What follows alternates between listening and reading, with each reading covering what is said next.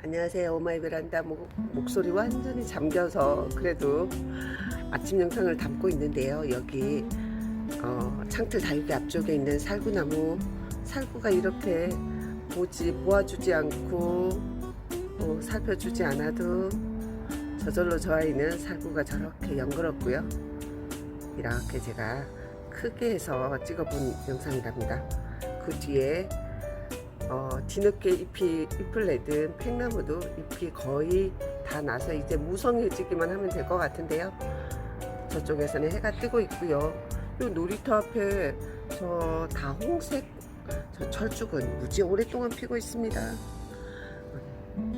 이쪽 단풍나무와 단풍나무 앞에 여기도 무슨 꽃이 있었네요. 사실 몰랐어요. 이팝나무인 것 같아요. 단풍나무만 알고 있었는데 여기 이팝나무가 꽃이 피려고 하는지 지고 있는지 살짝 제가 감을 못 잡겠는데 이팝나무가 있고 저 아래도 또 나무가 있었는데 제가 지금 의자를 놓고 높이 섰더니 이런 나무들도 포착이 됩니다.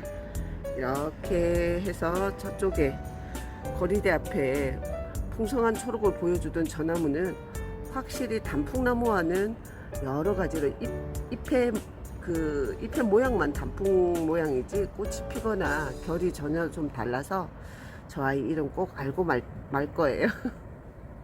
이렇게 해서 다육이로 오면 오늘 아침은 문을 열고 제일 먼저 발견한 게 생각보다 다육이들한테 지금 하엽들이 굉장히 많다는 걸 알았어요.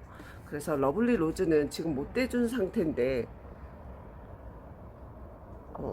조금 화면이 어두워서 하엽이 잘 안 보이죠. 하엽이 너무 많이 붙어 있는데 이거를 다 떼주면 훨씬 이쁘겠죠. 그죠? 줄줄 흘러요. 낙엽 흐르듯이. 물이 고플 수도 있지만 목대로 크는 아이들은 제일 아랫잎장 이렇게 하엽이 지는 것도 어떤 시기의 특징인 것 같고 건강하게 자라고 있는 사인인 것 같아요. 다육이가 하엽이 질 때 요 아래쪽에 흙 속에 뿌리는 더 왕성하게 활동하고 있지 않을까라는 생각도 들고요. 러블리 로즈도 하엽이 무지 많고 이렇게 목대로 크는 까라솔도 하엽이 굉장히 많았어가지고 제가 따서 이 바닥 쪽으로 요 아이는 그 화상 입어서 속상해했던 그 아이가 이제 하엽이 돼서 이렇게 떨어졌어요. 물론 아직 한두 장 더 붙어 있긴 하지만 까라솔을 제일 아래쪽에 뒀다가 해 잘 받는 이 위치에 며칠 안 있었는데도 빨금빨금해져 가지고 까라솔 보는 맛이 요런 예쁨을 보는 거지 뭐 달리 까라솔이 특별히 이쁘고 그렇지 않거든요. 근데 요런 예쁨을 보여주네요. 해를 잘 보여주니까 지금은 오늘만 하더라도 최저 5도에다가 높은 기온은 17도라고 했나? 아침에 제가 기온을 확인했을 때는 최저 5도에 18도라고 해요. 일교차 차이가 상당히 많이 납니다. 오늘이 화요일인데 목요일 정도부터는 기온이 살짝 올라가는 것 같고요. 다육이가 하엽이 많이 지고 있어서 하엽 따줘야 미모가 이뻐질 것 같죠. 목대는 사실 하엽이 붙어 있어도 크게 미관상 외에는 크게 문제가 안 되는데 창은 아래쪽에 하엽이 그 통기를 방해하겠지만 목대형은 사실 지저분한 거 외에는 크게 문제가 안 돼요. 부용도 아침에 하엽 싹 떼줬답니다. 그 부용 살펴보다 보니까 이게 우암도에서 데려왔던 1200원짜리 희성인데요. 이 햇볕을 본 곳과 그렇지 않은 곳의 차이가 이렇게 대비가 많이 돼요. 처음에는 얘 화상 입었나 하고 깜놀해서 자세히 살펴보니까 화상이 아니라 햇볕을 보아서 내는 색감이더라고요.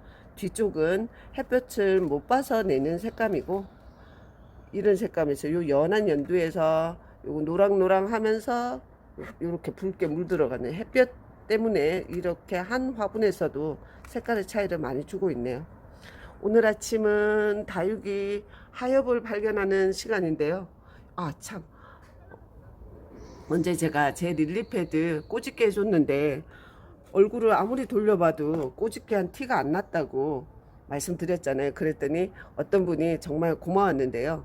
꼬집게하고 그 얼굴이 하나만 나온 게 아닐까요? 이렇게 말씀해 주셨어요. 근데 제가 얼굴이 하나가 아니라 분명히 새로운 얼굴을 내고 있는 거 봤는데 여기 목대 쪽에 요 얼굴도 새로 냈고 꼬집기에서 새로 나온 얼굴이고 목대 아래쪽으로 요 얼굴을 내고 있고요. 또 두 개인 얼굴도 찾았답니다. 딱 이 릴리패드 꼬집게 해줬을 때 어떻게 될지 제가 자신이 없어가지고 딱 두 개만 해줬더니 여기에 요 얼굴 하나, 요 얼굴 하나, 얼굴 두 개가 나오고 있죠. 가을에 여름 끝자락에는 꼬집게 해주면 얘들 이 큰 얼굴들 과감하게 꼬집기 다 해줘서 얼굴의 개체수를 좀 늘려가지고 까라솔도 그렇고 릴리패드도 그렇고 목대로 크는 아이들은 목에서 이 입 끝자락에 요 다육의 로제트가 작은 사이즈로 대롱대롱 맺혀 있는 것이 독특한 식물의 예쁨을 보여주는 그 모양이더라고요. 어디 저기 릴리패드도 수영이 5년, 6년, 7년 된 곳에 갑자기 살구나무 안에 직박구리가 찾아왔는데 반갑네요. 저 이렇게 되면 쟤는 제가 아는 새잖아요. 그죠? 직박구리가 지금 살구가 거의 왕성하게 큰 저 살구를 따먹으러 온 것도 아닐 테고 저 녀석이 꽃에 꿀 따먹으러 왔을 때는 그런가 보다 했는데 또 살구 따먹으러 와서 다육이 생채기 내면 어떡하죠?